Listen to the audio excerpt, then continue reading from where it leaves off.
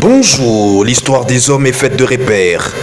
Pour sculpter l'avenir avec sérénité et optimisme, il faut s'appuyer sur le personnage, autrement des colonnes, qui au fil du temps ont acquis de l'expérience et les savoir-faire dans la politique.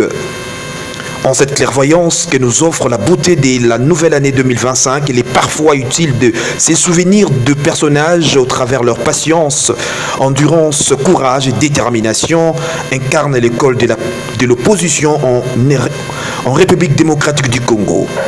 Bruno Tshibala Nzenze a retenu l'attention de notre média en ligne Calais Production Net et nous lui souhaitons une excellente et bonne année 2025. L'essence de la quintessence de la plume chère à la bile de notre site en ligne en faveur à Bruno Tshibala Nzenze, Premier ministre honoraire, exige à interroger le passé en vue de mieux présenter le personnage.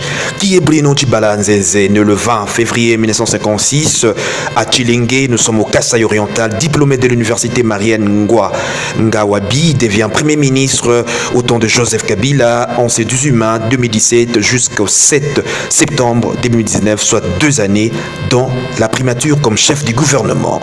En outre, que retenir de la passion à la politique de Bruno Tshibala Nzenze, Premier ministre honoraire. Bruno Tshibala Nzenze entame sa carrière politique à l'âge de 25 ans.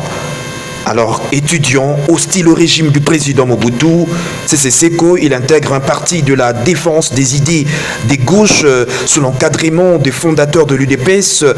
Il distribue du tract à l'époque contre le régime de Mobutu, toujours en avril 1980. Parmi ses aînés, il cite entre autres Etienne Tshisekedi, Joseph Ngalula, Frédéric Kibasa Maliba, Anaclé Makanda et Isidore Kanuna.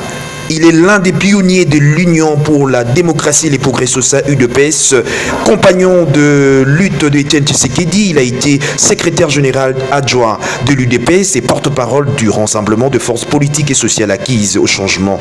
Il était présent lors de la rédaction de la lettre de 13 parlementaires en décembre 1980. À la condamnation de ces 13, ils ont été obligés d'être relégués de leur village des naissances. 3 mois plus tard, ils vont lancer l'idée de créer un deuxième parti pour instaurer le bipartisme.